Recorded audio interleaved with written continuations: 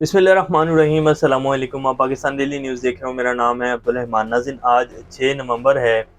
सच जो होता है ना जी सामने आ ही जाता है और ये छुपता नहीं है ज़्यादा देर। पाकिस्तान में सहाफ़त जो हो रही है पिछले 2 साल से ख़ास तौर के ऊपर, और वही सहाफ़त चल रही है पाकिस्तान में। उन्हीं लोगों को प्रोग्राम भी मिल रहे हैं मेन स्ट्रीम मीडिया के ऊपर, उन्हीं लोगों की जेबें भी गर्म हो रही हैं जो कि एक ख़ास किस्म का बयानिया लेके चल रहे हैं और 9 मई के वाक़यात की मज़म्मत कर रहे हैं और इमरान खान को साबित कर रहे हैं कि वो पाक फ़ौज के ख़िलाफ़ हैं। इमरान खान ने पाकिस्तान में जो है नफ़रत पैदा कर दी है।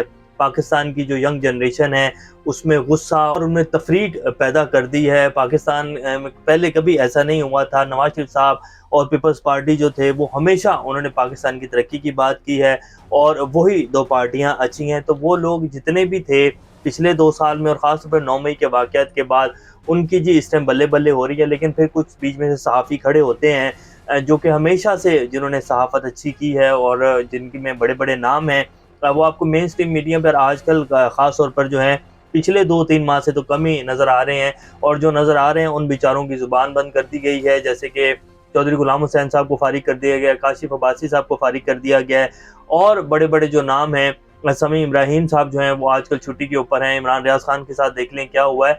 तो सिर्फ़ वही सहाफ़ी आपको रात को 8 से 9 के और 7 से 8 के प्रोग्राम में नज़र आएँगे, जो सब के सब डिक्टेशन के ऊपर चल रहे हैं या जिनकी कुछ कमज़ोरियाँ या जिन्होंने इस बात के ऊपर ईमान ले आए कि जी जो आप मुर्शद कहेंगे वही ठीक है, जो 9 मई के वाक़यात की मज़म्मत करेंगे और इमरान खान को मुल्क दुश्मन करार देने के ऊपर तुले में, तो वही लोग जो हैं इस टाइम चल रहे हैं। लेकिन खैर फिर बीच में मतीउल्लाह जान जैसे सहाफ़ी भी आ जाते हैं, हामिद मीर जैसे भी लोग आ जाते हैं और बड़े नाम हैं जो सोशल मीडिया पर आ जाते हैं और वो फिर नंगा करते हैं ऐसे सहाफ़ियों को और उनके कपड़े जो हैं वो पूरी दुनिया के सामने फाड़ते हैं उनकी सहाफ़त के। वो कैसे, वो भी आपके सामने रखेंगे।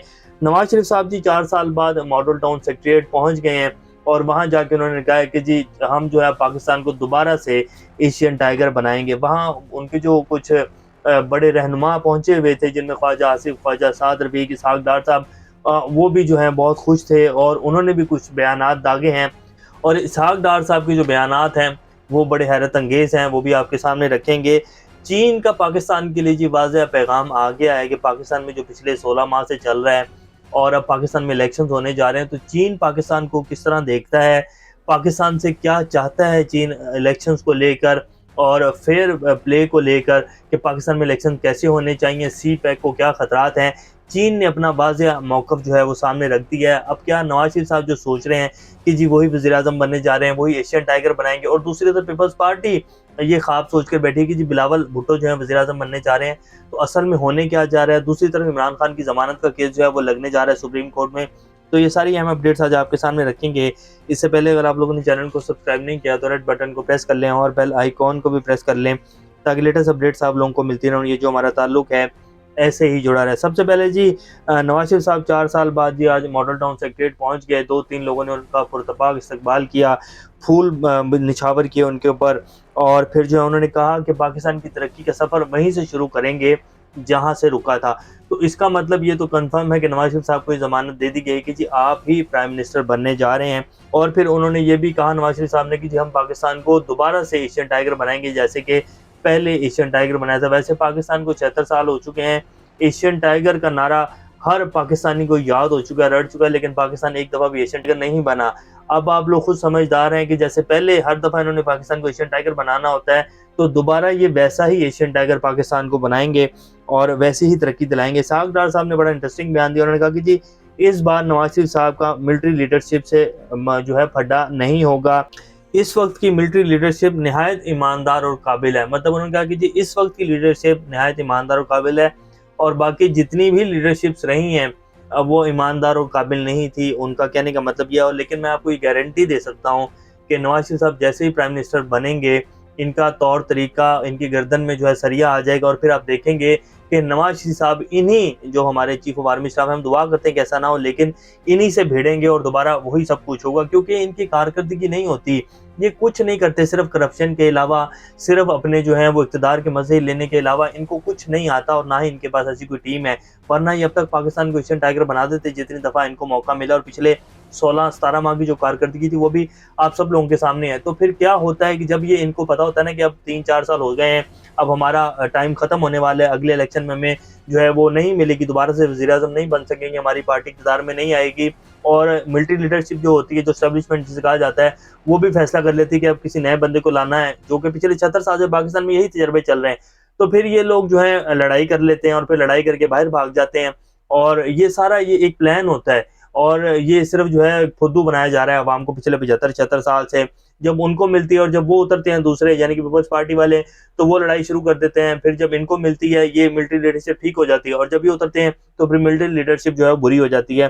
तो ये एक इनका तर्ज सियासत है क्योंकि इनको कुछ करना तो आता नहीं है और ना ही इनके पास कोई कारकर्दगी है, ना इनके पास कोई टीम है कि पाकिस्तान को कैसे आगे लेकर जाना है। ख्वाजा साद रफीक साहब कहते हैं कि जी हम इलेक्शन लड़ने को तैयार हैं और हम सिंध में भरपूर इलेक्शन कैंपेन करने जा रहे हैं और सिंध जो है उनको बताएंगे कि सिंध में कैसे तरक्की होती है। यानी कि ये चाहते हैं कि हम सिंध भी जो है पीपल्स पार्टी से खींच लेंगे और दूसरी तरफ पीपल्स पार्टी की जो तर्जुमान है शर्जील मेमन साहब वो कहते हैं कि जी हम क्लीन स्वीप करने जा रहे हैं और बिलावल भुट्टो साहब जो है वो हमारे वजीर आजम बनेंगे। इसके साथ साथ आसिफ अली जरदारी साहब ने भी एक बयान दिया था कुछ दिन पहले, उन्होंने कहा था कि नवाज शरीफ को वजीर आजम नहीं बनने देंगे और ये बात कुछ हद तक तो ठीक है। जैसे हमने कल भी आपके सामने रखा कि जो प्लान बनाया गया है कि 75-80 सीटें पीएमएलएन जीतेगी, 60 से 70 सीटें जो है वो पीपल्स पार्टी जीतेगी, तो पीपल्स पार्टी की मर्जी के बगैर नवाज शरीफ साहब जो है वजीर आजम नहीं बन पाएंगे। तो ये मामला ऐसे हल नहीं होंगे, ये तो एक प्लान है। लेकिन इलेक्शन जिस दिन होगा असल उसी दिन पता चलेगा कि कौन सी पार्टी जीतेगी और किसका वजीर आजम बनेगा। चीनी कौंसल जनरल जी जाओ शरीन का जो है वो मैसेज आ गया है और ये चीन का बाकायदा मैसेज आया है पाकिस्तान को चलाने वालों को। उनको उन्होंने कहा है कि जी हम पाकिस्तान में, हमारी ख्वाहिश है कि पाकिस्तान में फ्री एंड फेयर इलेक्शन हो और तमाम जो स्टेक होल्डर्स हैं पाकिस्तान के, तमाम जो जमातें हैं उनको ऑन बोर्ड लिया जाए और उसके बाद पाकिस्तान में इलेक्शन करवाए जाएँ, तमाम लोगों को फेयर प्लेइंग फील्ड मिले, उसके बाद जो भी हुकूमत बने हम उनके साथ हैं। और पाकिस्तान में सी पैक को लेकर बैरूनी जो कुव्वतें हैं वो तो है ही हैं, पाकिस्तान में साजिशें कर रही हैं, लेकिन पाकिस्तान में कुछ अनासिर ऐसे हैं जो कि ना तो सी पैक को आगे जाता देख सकते और ना ही पाकिस्तान और चीन के ताल्लुकात को मजीद बेहतर होता देख सकते हैं और ना ही इनको आगे जाता देख सकते हैं। तो ये जो है जाओ शरीन जो कि चीनी कौंसल जनरल हैं, उन्होंने पाकिस्तान को क्लियर मैसेज दिया। कौन सी ताकतें ऐसी हैं जी जो पाकिस्तान में ये चाहती हैं कि सी पैक आगे ना बढ़े, चीन और पाकिस्तान की जो ताल्लुकात हैं वो आगे ना बढ़ें। नवाज शरीफ साहब के लिए इतना प्रोटोकॉल ये सब कुछ दिया जा रहा है, नवाज शरीफ साहब की सज़ा माफ़ी करवाई गई, नवाज शरीफ साहब को जिस तरह फैसिलिटेट किया गया, पूरा का पूरा पाकिस्तान का अदालती निज़ाम जो है उसको नंगा कर दिया गया नवाज शरीफ साहब की सज़ाएँ और केसेस को ख़त्म करके और फिर इसराइल को तस्लीम करने के हवाले से जैसे कल हमने आपके सामने कालम पढ़ा हामिद मीर साहब का, उसमें जो कुछ हमने आपके सामने रखा आप सब लोग बेहतर जानते हैं। तो नवाज शरीफ साहब को दोबारा वज़ीर आज़म बनाना, इसके पीछे बहुत बड़ी प्लानिंग है जो चल रही है। वो नवाज शरीफ साहब अगर वज़ीर आज़म बन जाते हैं तो चीज़ें सामने आएंगी, लेकिन जो है चीन ने ये वाज़ेह पैगाम दे दिया कि जी साफ और शफाफ इलेक्शन करवाए जाएँ और तमाम स्टेक होल्डर्स को लेवल प्लेइंग फील्ड दी जाए और सी पैक को लेकर जो चाहते हैं, पाकिस्तान में कुछ अनासिर हैं जो पाकिस्तान को आगे नहीं बढ़ना देना चाहते और ना ही सी पैक को फलता फूलता देखना चाहते हैं। अब आ जाते हैं जी महमूद खान अचकज़ई साहब जो कि बलूचिस्तान के बड़े सीनियर रहनुमा हैं और उन्होंने कहा है कि जी मैं खान और अवाम से माफ़ी मांगता हूँ पीटीएम का साथ देने पर। उन्होंने फिर ये भी कहा कि सिर्फ खान की दुश्मनी में ये सब कुछ किया गया जो पिछले 16 माह में किया गया, पीटीएम बनी और सिर्फ ये खान को गिराने के लिए। और मैंने इन्हें तब भी कहा था कि खान को गिराते गिराते आप खुद इतनी गहरी खाई में गिरोगे कि दोबारा उठ नहीं पाओगे और वही हुआ। तो मैं शर्मिंदा हूँ ये सब कुछ जो किया और जो मैंने इनका साथ दिया, ये तबाही थी पाकिस्तान में जो आई है पिछले 16 माह में और ये सिर्फ खान की दुश्मनी में किया गया। पाकिस्तान बहुत ठीक चल रहा था, सारे इशारे भी ठीक थे, लेकिन सिर्फ खान की दुश्मनी में ये सब कुछ किया गया। तो बहुत सारी शहादतें भी आ रही हैं और बहुत कुछ हो रहा है जी। और मीडिया के वो लोग ख़ास तौर पर जो लिफाफे लेकर जो इंटरव्यू भी कर रहे हैं और एक ख़ास किस्म का बयानिया लेके मेन स्ट्रीम मीडिया के ऊपर बैठे हुए हैं। अब आपको तमाम तर वही फेस नज़र आएंगे पाकिस्तान का जो मेन स्ट्रीम मीडिया है जो कि 8 से 9 के प्रोग्राम चलते हैं टॉक शोज़ में, सिवाय कुछ लोगों के, चंद लोगों के, बाकी 80% वही लोग और वही चेहरे नज़र आएंगे जिनकी जेबें भरी जा रही हैं और जो एक ख़ास बयानिया लेके चल रहे हैं। जैसे कल जो है एक फेस्टिवल हो रहा था इस्लामाबाद में, तो आदिल शाहजेब साहब जिन्होंने सदाकत अब्बासी का इंटरव्यू किया था और जैसे कामरान खान साहब ने किया था, जो है उनका उस्मान डार साहब का इंटरव्यू किया था, तो वैसे ही आदिल शाहजेब साहब ने भी किया था। तो सीनियर सहाफ़ी मतीउल्लाह जान साहब ने वहाँ सवाल किया, उन्होंने कहा कि जी आप जो हैं ये फेस्टिवल करवाया जा रहा है और इस तरह के लोग बिठाए हुए हैं, इस तरह जब स्टेक होल्डर्स बुलाए जाते हैं तो ऐसे लोगों को लाकर जो है मीडिया में बिठाया जाता है हमारे सरों के ऊपर, जो कि इंटरव्यूज़ लेते हैं स्पेशल किसी के कहने के ऊपर, और जिनको प्लांटेड इंटरव्यू जिनसे करवाए जाते हैं, आप उनको सहाफ़ी बनाकर जो है हमारे सामने बिठा रहे हैं। ये कितनी शर्मिंदगी की बात है हमारे लिए। तो आदिल शाहज़ेब साहब जो है वो खुदक-खुदक के आ रहे थे कि जी मैं इनके सवाल का जवाब दूँगा और मैं ये करूँगा।